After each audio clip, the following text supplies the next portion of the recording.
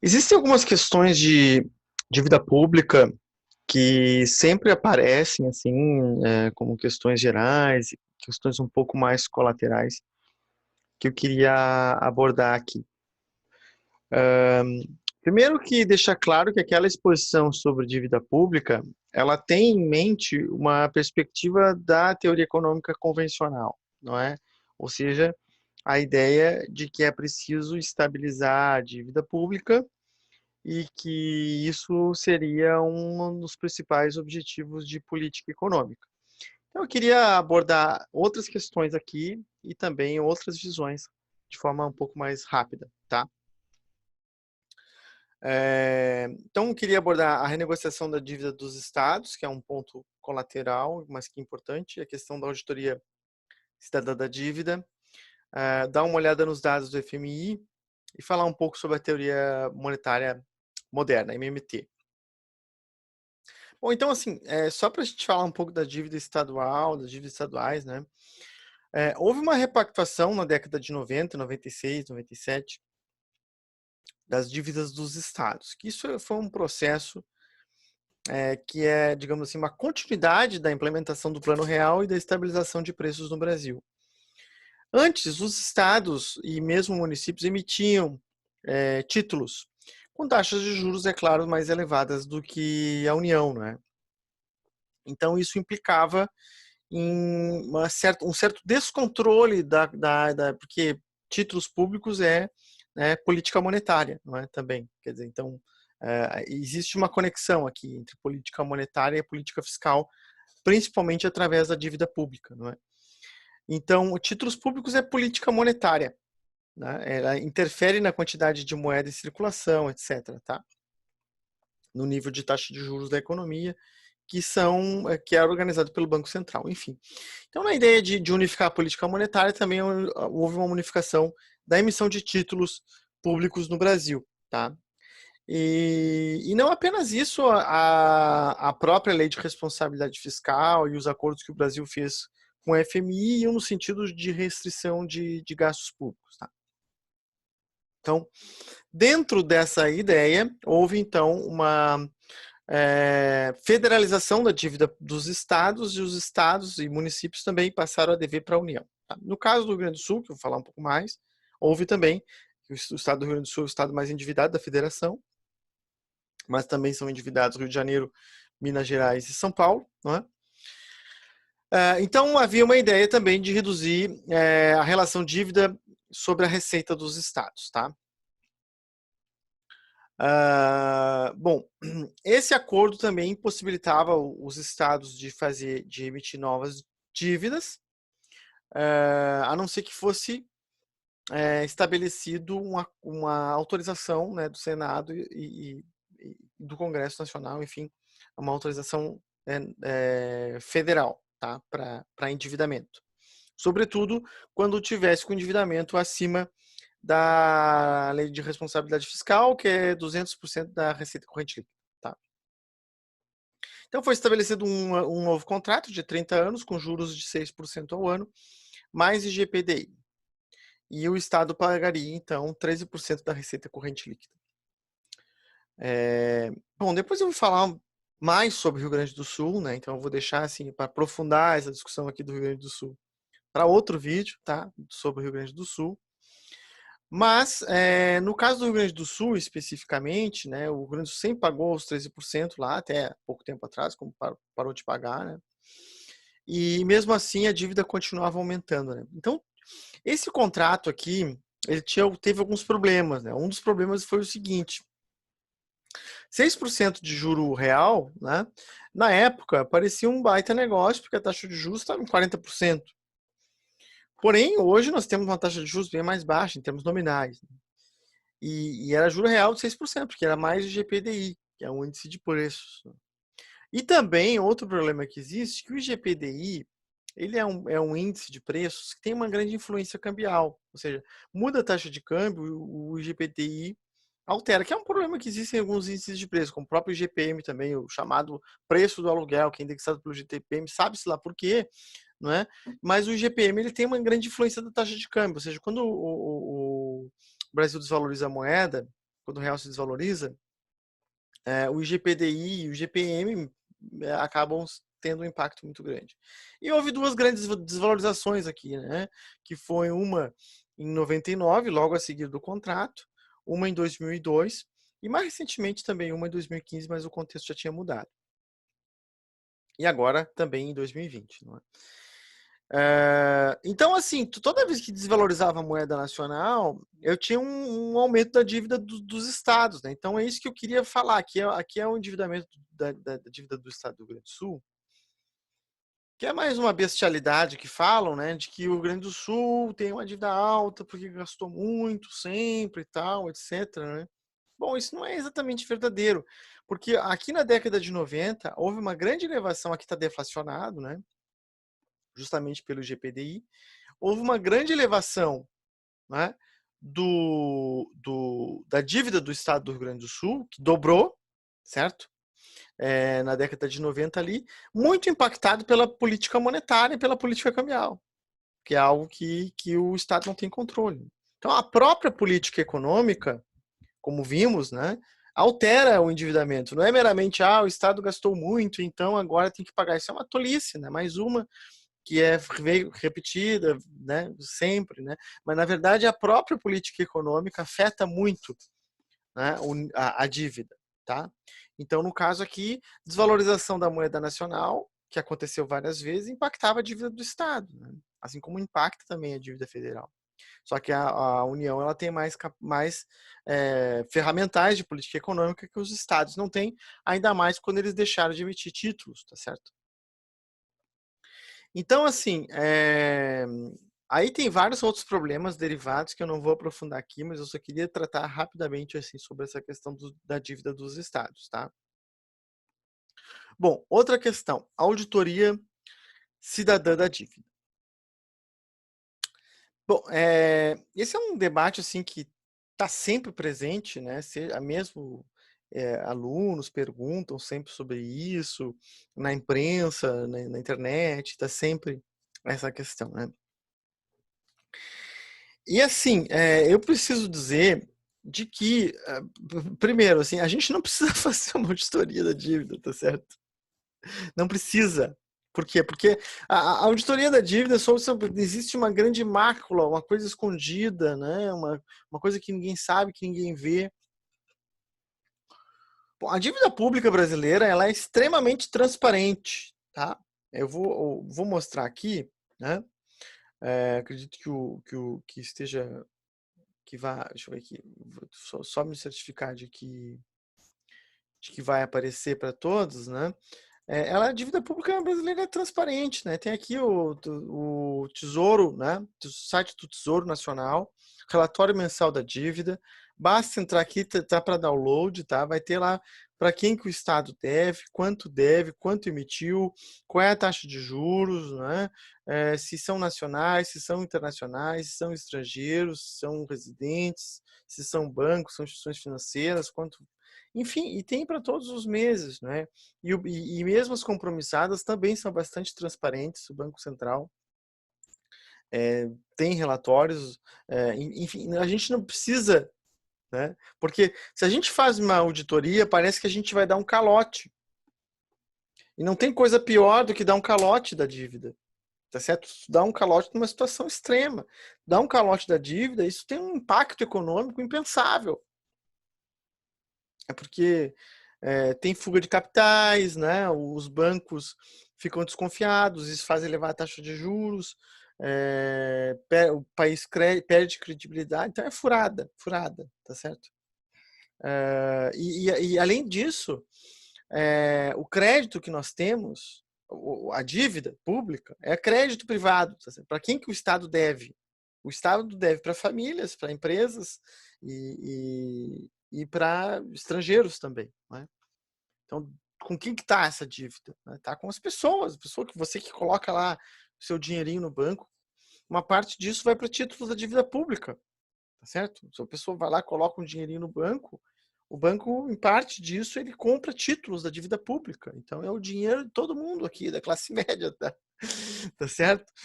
Não apenas dos ricaços, dos bilionários, mas da classe média lá, que tem ali uma poupancinha tem títulos da dívida pública, certo? Um fundo, está em fundo, está em CDB, está em depósito à vista, certo? Além disso, tem uma série de outros erros que eu não vou detalhar aqui, mas esse gráfico aqui, ele traz uma falsa ideia de que o Brasil gasta 39,7% do orçamento com juros da dívida pública, e que não é isso, tá certo? Não é isso, tá errado, tá certo? O que acontece aqui, né?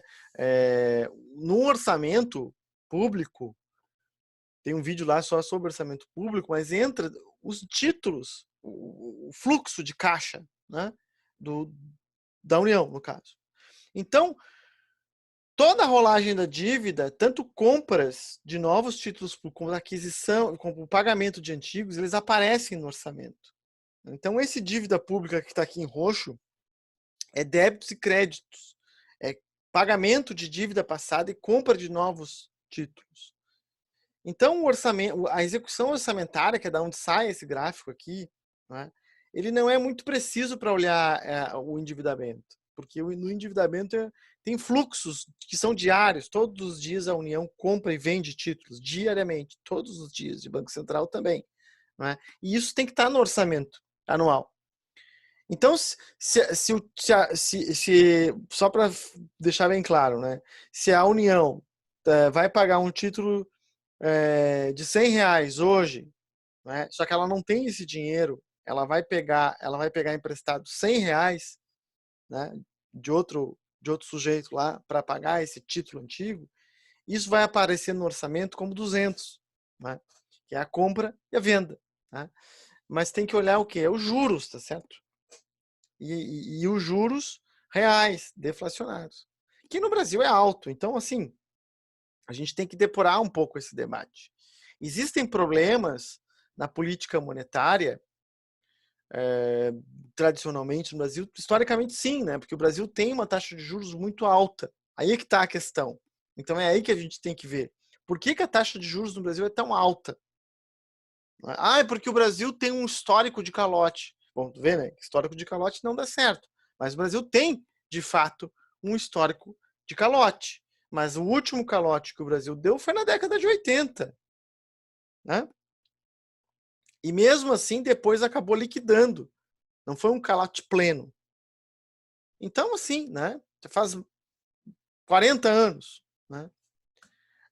Mas o Brasil tem um histórico de inflação elevada. É verdade, mas temos aí 25 anos de inflação baixa.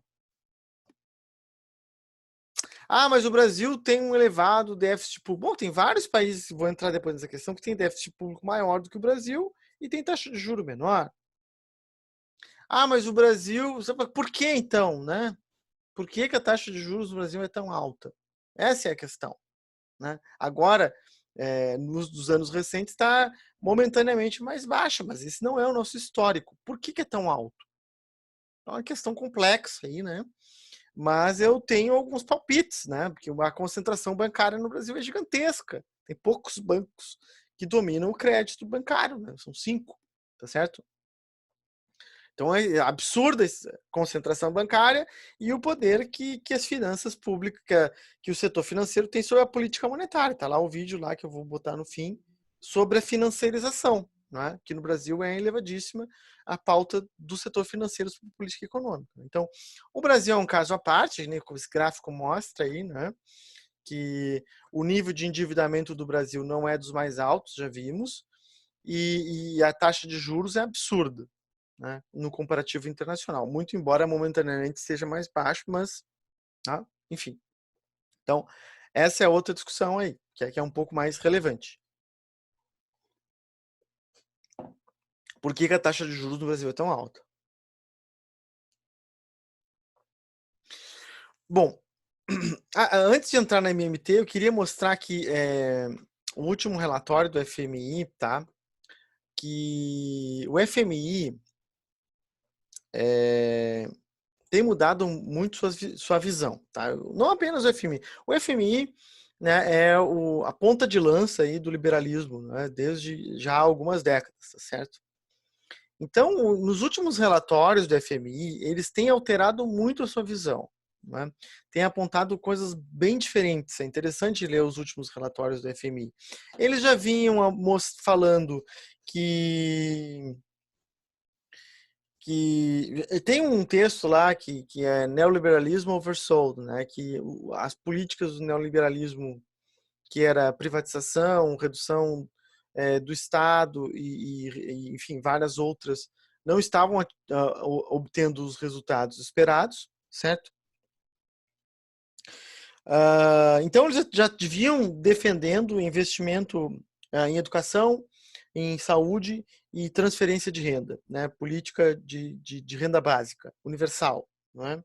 Já vinham defendendo isso há alguns anos, nos últimos anos. Né? Já tinham sugerido que a taxa de crescimento econômico mais baixa que se observou desde a década de 40, de 80, desde o início do neoliberalismo, tinha relação com o aumento da desigualdade, que a desigualdade aumentou de forma sem precedentes nas últimas décadas, sobretudo em anos mais recentes. Né? E mais recentemente eles têm apontado que o Estado deve aumentar investimentos públicos para financiar, para combater a crise, né? Que é o que eles têm apontado aí, tá? Que nesse relatório aqui de 2020 eles apontam justamente isso, é investimento público, tem que fazer para combater a crise, a pandemia, né? E deve ter uma tolerância maior com o nível de déficit público. Você vai ter déficit público, tá certo? Até por causa da crise econômica. Então a economia tem que voltar. Né?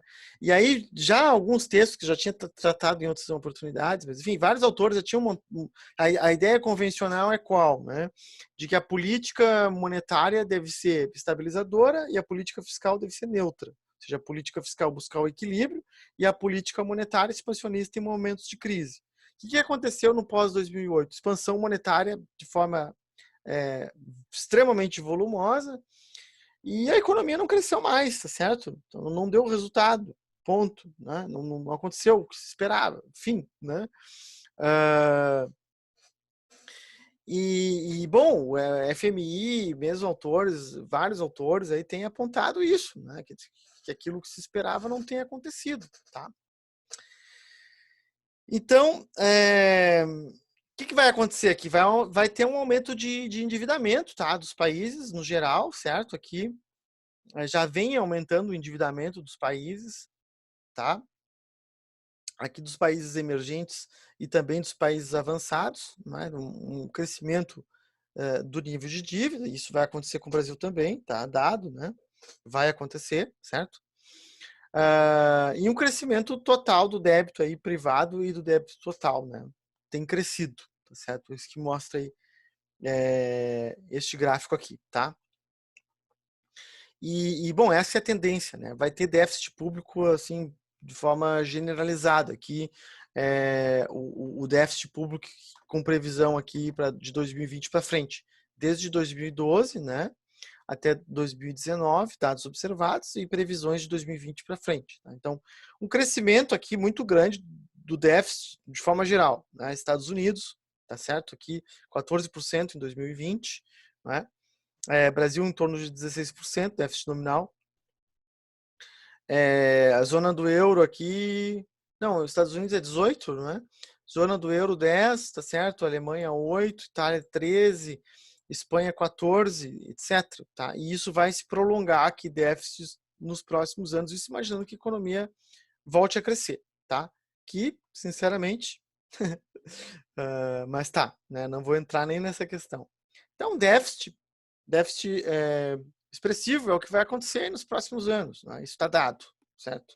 Ou seja, aumento do endividamento. Então, o próprio FMI tem sugerido aí que tem que ter maior tolerância com o endividamento público. Aliás, como eu falei, né, o FMI tem andado muito mais avançado do que os liberais brasileiros, que têm uma visão bastante ainda de que corte. Né? O FMI e outros autores liberais de peso têm flexibilizado essas visões. Tá? Então eu queria entrar aqui na MMT, né? Teoria Monetária Moderna, que assim, que queria deixar claro também que eu não sou macroeconomista, tá certo?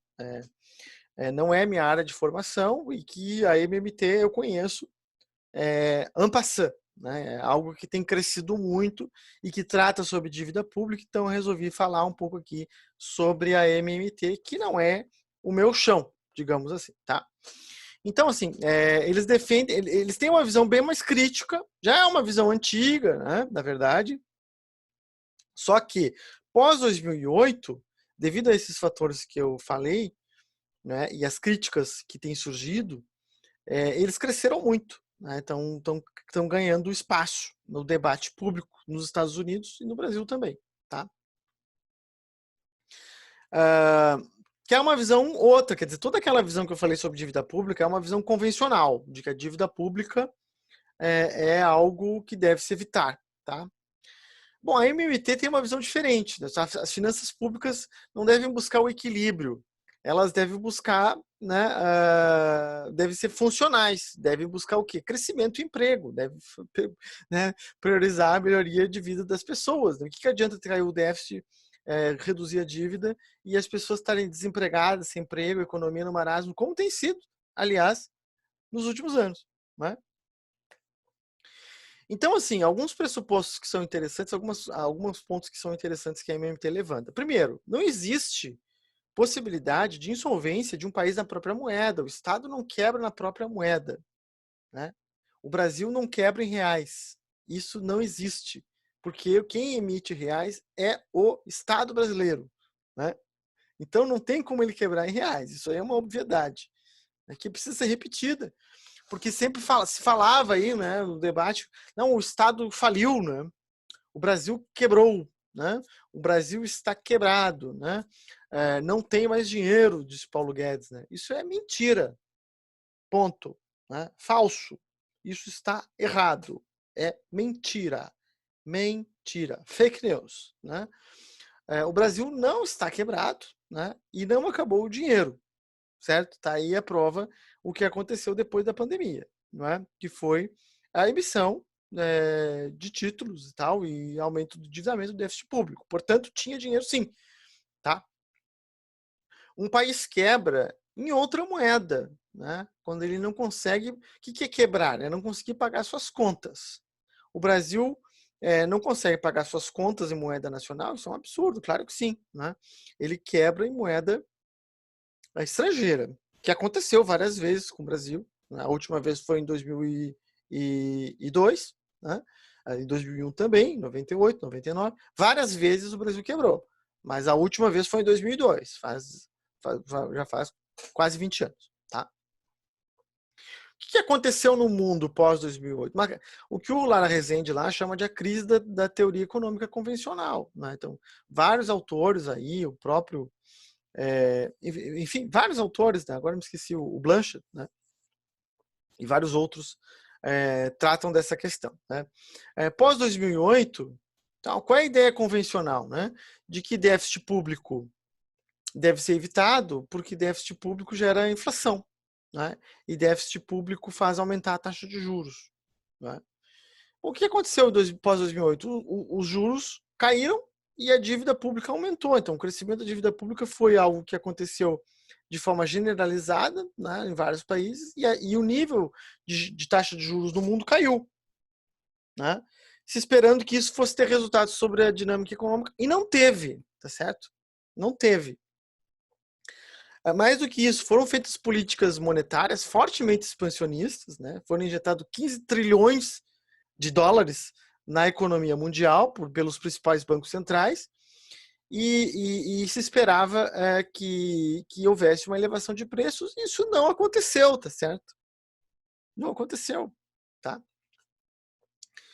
Então, né, o que o Lara Rezende, o pessoal do MMT chama atenção, né, é que tem que abandonar a teoria quantitativa da moeda. Ela está ultrapassada, né? Então, a teoria quantitativa da moeda é uma ideia errada, né, de que mais dívida pública e déficit público e mais moeda em circulação gera inflação, né? Essa ideia está ultrapassada, né? O Banco Central dos Estados Unidos tem comprado títulos públicos do Tesouro Nacional, tá? Do Tesouro Americano. Isso significa o quê? Buscando reduzir a taxa de juros de longo prazo, né? Isso significa o que a gente chama de imprimir moeda, né? Para simplificar, né? Ele está financiando o Tesouro, né? O Banco Central financia o Tesouro, né? O banco financia o governo, né? Então, ou seja, ele está injetando crédito na economia, né? Ou está aumentando a base monetária. Isso tem acontecido de forma extremamente expressiva nos Estados Unidos e não está gerando inflação, né? Isso é um fato concreto, base empírica, não está gerando inflação, né? Então, o que tem sido observado é que pode emitir moeda para financiar o déficit público, né? O quantitative easing, né, que é essa política monetária heterodoxa, né, de expansão de moeda, né, em circulação de forma extremamente expressiva, provou para todo mundo que quer ver, né, de que a expansão monetária não gerou inflação, né, que o aumento da base monetária não gerou inflação e que não teve problema de financiamento desses países, né, que aconteceu também em outros países, né, enfim, Japão e zona do euro, e que esse excesso de reservas bancárias não ampliou a base de crédito, não ampliou o crédito, né? E não alterou a demanda agregada, tá certo? Ou seja, a política monetária expansionista não teve efeito sobre o nível de atividade econômica, sobre o nível de preços e sobre o nível de emprego, certo? Bom, então tem que fazer o quê? É política fiscal. Como assim? Déficit público.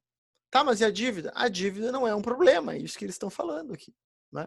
A dívida pública não é um problema, tá? O que está acontecendo no Brasil, né? O déficit primário de 2020, recorde, né? Elevadíssimo, extremamente expressivo, né? Vai ser gigantesco, maior desde que se tem referência aí. Tem mais moeda em circulação, não é? Que inclusive para pagar lá o auxílio emergencial se imprimiu moeda, né? E mais do que isso, moeda em papel, né? Mas mais do que isso houve redução da taxa de juros, não é? Ou seja, a expansão monetária e também redução do depósito compulsório, e a inflação está baixa, né? Certo? Não está gerando inflação, né? Então, existe um dogmatismo ideológico, né, de que não pode aumentar o déficit público e de que a dívida é um pecado, que é uma coisa feia, que devemos evitar, que está inclusive lá no pessoal da auditoria fiscal da dívida, de que a dívida é uma coisa ruim. Né? Ter dívida não é ruim, ainda mais para o Estado, que não tem restrições fiscais objetivas, tá certo? Quais são as restrições fiscais do Estado? São as leis, né? No caso do Brasil é a regra de ouro, que é uma lei, né, que o Congresso votou, aprovou, tal, não sei o que, tal, sancionou. A lei do teto de gastos, que é uma emenda constitucional, que o Congresso aprovou, e blá, blá, blá, blá. E a lei de responsabilidade fiscal, que é outra lei. Né? Então são leis que impedem, né, que o Estado gaste mais. Não existem restrições reais, não é? Objetivas. E que a ideia de que o Estado está falido é uma mentira. Né? O Estado não está falido. O Estado nunca vai falir. Né? O dia que o Estado falir, a gente está numa guerra de todos contra todos, tá certo? Vamos lembrar lá da aula lá de teoria de Estado, do Locke, do Hobbes e do Rousseau, tá certo? O dia que o Estado, que não tiver Estado, a gente está numa guerra de paus e pedras aqui, e espadas, e todo mundo se matando, não é? Enquanto tiver Estado, né, tem moeda, que só o Estado que é capaz de garantir a segurança da moeda. Né? E moeda é dívida pública. Né? Então, sempre vai ter dívida. E a dívida pública ela tem efeitos. O aumento do endividamento, se for utilizado para atividade econômica, tem efeito sobre o emprego, sobre a renda, sobre a vida das pessoas. Não é? Então, se você aumenta o endividamento para melhorar a vida das pessoas, que mal há nisso? Se não gera inflação, né? E se não tem problema de default na própria moeda, Tá certo? Então é essa questão aqui. Não que eu esteja concordando com tudo isso, tá? Mas é as ideias aqui da MMT e de cada vez mais gente que eu tô ficando atento a essas questões, né? E eles trazem outras questões que são interessantes, né? Que mexe um pouco com a nossa cabeça, né? Que a gente é treinado para pensar que dívida é feio, que dívida é ruim, que não pode ter dívida, que é preferível que as pessoas que o Brasil corte gastos, ou leia-se, entre numa recessão, reduza o nível de emprego e a vida das pessoas piore e tudo, né?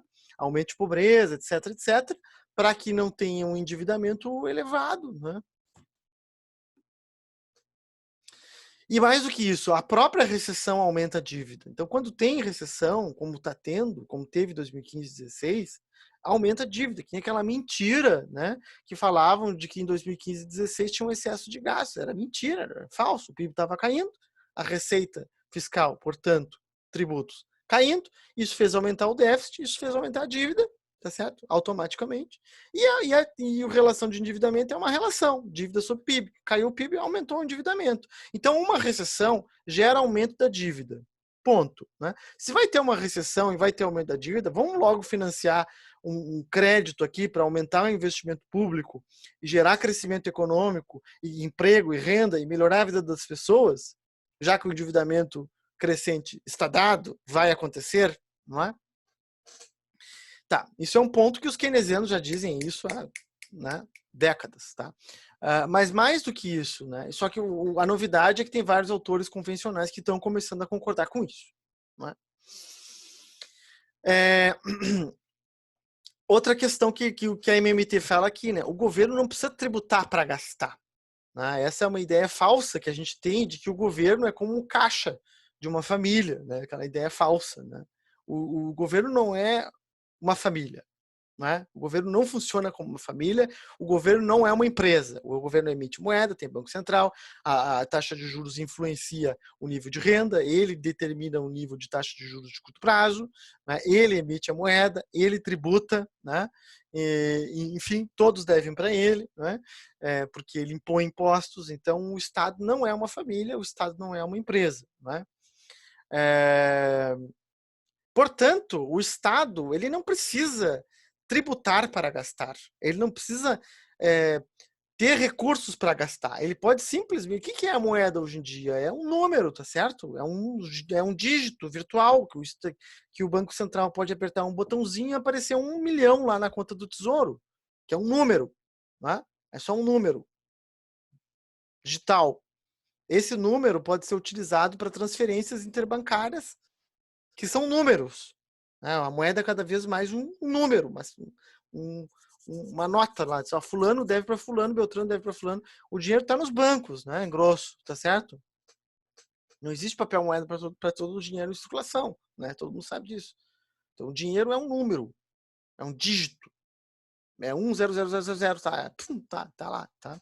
Então, o Estado ele tem essa possibilidade de colocar, o Banco Central colocar lá 10 bilhões no tesouro, na conta do Tesouro Nacional, né? Basta ele comprar os títulos, certo? Que também é um papel eletrônico. Então, são questões... É dinheiro digital, né? Portanto, ele não precisa de impostos. E ele pode se endividar, ele pode emitir títulos e pode, inclusive, vender esses títulos para o Banco Central, que pode comprar isso de eterno, não é? Então, o governo,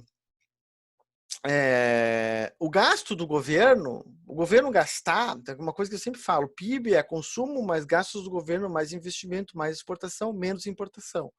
O principal agente isolado da economia é o governo. Então, cortar gastos públicos é tirar dinheiro de circulação, é tirar sangue da economia. Sim, certo? Óbvio, né? Portanto, esfria a atividade econômica, portanto, reduz o nível de consumo, o nível de emprego e tem efeitos recessivos. Isso é uma obviedade, assim, né? É claro, não é? Então, à medida que o governo gasta, ele está injetando dinheiro na economia, ele está contratando, ele está pagando, ele está aumentando a demanda, ele está gerando crescimento, está gerando emprego e está gerando renda. Portanto, está criando reservas bancárias. E na medida que ele tributa, ele está retirando dinheiro da economia, ele está retirando dinheiro das empresas, está retirando dinheiro das famílias, portanto, ele está destruindo moeda. Ele não precisa dessa moeda para gastar. Né? Esse é um dos pontos interessantes da MMT, que inverte um pouco a lógica do que a gente tem, mas é uma obviedade, no fundo. O Estado Nacional ele não precisa de moeda para gastar. Ele mesmo tem a capacidade de se endividar e de emitir moeda. Né? Mais do que isso, o déficit público, o horrível, pavoroso, tenebroso déficit público que devemos evitar, é receita. Né? O que significa déficit público? O Estado está gastando. Gastando com quem? Com as pessoas, com a família, com as empresas, está comprando, está gerando consumo, está gerando renda, está gerando emprego, está gerando lucro, está gerando salário, está ativando a economia, está aumentando a demanda agregada. Não é uma obviedade? E aumentar a demanda agregada é gerar crescimento. E o gerar crescimento faz com que a própria dívida pública se estabilize. Né? Porque à medida que eu tenho crescimento econômico, a dívida pública, a relação de endividamento sobre PIB se estabiliza. Quando é que a dívida pública se estabilizou? Nos períodos de crescimento econômico. Quando é que eu tenho aumento da dívida pública? Quando tem uma gastança? Não, quando tem uma recessão. Né? Que cai a receita pública e, portanto, aumenta o nível de endividamento. E cai o PIB, aumenta o nível de endividamento. Assim, déficit público aumenta a demanda agregada e gera crescimento, gera renda e estabiliza o nível de endividamento. Tá? O André Lara Rezende, então, é um autor que era ortodoxo, que saiu, né, rompeu, né, um dos que rompeu aí. Há outros autores, a Mônica de Boles, que a teoria convencional não explica a realidade, que, portanto, já não serve mais para ela. Que é o que eu acho também, não explica a realidade, né? Eu não estou concordando plenamente com a MMT, eu acho que tem problemas, né? Mas o André Larrañaga diz assim, olha, é um erro pensar que moeda gera inflação, tem que abandonar a ideia da teoria quantitativa da moeda, tem que abandonar a ideia de que não pode ter déficit público, porque o corte de gastos públicos tem a restrição fiscal, que é não apenas um objetivo de política econômica, que está sendo imposta pela política econômica e pelas leis, né? Ela tem gerado o quê? Recessão, desemprego e crise. Né? É isso que tem gerado e, por consequência, aumento de endividamento. Então, acontece aquilo que não se queria, né? Que é aumento de endividamento, que seria o objetivo número 1. Bom, uma recessão gera aumento de endividamento. Se você tem uma política econômica que corta gastos públicos, isso vai gerar aumento de... tem efeitos recessivos, né? O efeito crowding out, que o gasto do governo geraria redução do gasto privado também não se observa, não é? Quando a gente olha os dados concretamente, a gente observa que quando o Estado gasta mais, a atividade econômica cresce, quando o Estado gasta menos, tem efeitos recessivos. Não é? Quando o investimento público aumenta, o investimento privado aumenta, e quando o investimento público cai, o investimento privado cai. Tá? É o crowding in. Né? E no Brasil isso é límpido, como a luz do sol. Né? Quando o Estado corta gastos, tem recessão. Né? Quando o Estado aumenta o investimento, a economia cresce, o investimento privado cresce. E a crise de 2008 mostrou para todo mundo, né, que a teoria convencional não condiz com a realidade. Né? Isso quem está dizendo é o André Lara Rezende, tá? Não sou eu. E que a ideia de que expansão monetária, né, geraria inflação já está sendo abandonada, né, e que estaria na hora, então, de abandonar a ideia de que déficit público gera inflação. Né, que a expansão fiscal é um problemão. Né, enfim, é isso que esses autores estão dizendo, né, que não existem restrições fiscais reais, a não ser as legais. Né, e que não precisa de dinheiro prévio para gastar e que nem precisa sequer impostos, né, para aumentar o gasto público. Né? Então, essa é uma discussão que vai aumentar nos próximos anos, porque a gente está numa crise prolongada, né? A crise já vem desde 2015, diga-se de passagem, que diziam que gerar cortes de gastos públicos ia fazer com que a economia crescesse. Isso não aconteceu, não é? Preciso admitir aí, né? O corte de gastos públicos ia gerar crescimento, não aconteceu. O corte de gastos públicos ia gerar emprego, não aconteceu, né? O corte de gastos públicos ia gerar uma redução do endividamento, não aconteceu, tá certo? Então não deu certo, falhou, né? Pronto, tá? Então é preciso admitir, isso sim, né? Agora, é claro que eu acho que existem limites, tá? Só para finalizar aqui. Quais são os limites? A inflação e a questão externa, tá? São os principais dois limites. Que mesmo que se considere que emissão de moeda, né, é isso, né, e déficit público não gera inflação, se a economia está no pleno emprego, não há dúvida que sim, não é? Então tem que ficar atento à inflação, e eu acho que tem que ficar atento, né? Com a questão da credibilidade do Banco Central também, acho que tem que ficar atento sim. Só que o que é mais grave, na verdade, é a questão cambial, né? Que devido à abertura da conta capital e da própria financiarização, né? Então, o Brasil é um país com a elevada abertura de conta capital, isso pode gerar uma fuga de capitais, ou seja, desvalorização da moeda nacional, escassez de divisas, eventualmente, embora não tenhamos esse problema atualmente, né? Mas pode vir a ocorrer, que é quando o país quebra de fato. E aí, bom, é um problema muito mais grave, não é? Quando tem problemas de contas externas, não consegue liquidar as contas em moeda estrangeira, daí sim, isso sim é grave, tá? E aí, e toda a questão da financiarização, né? Que é a imposição de uma política econômica que vai naquele sentido outro, né? Que é um sentido que está cada vez mais sendo contestado, né? Eu queria deixar a sugestão aqui do material que eu tenho audiovisual sobre financiarização, que é uma discussão ampla, né? Mas esse eu acho que é uma questão séria, um limite sério da MMT, tá? Então é isso, queria abordar esses pontos aí com relação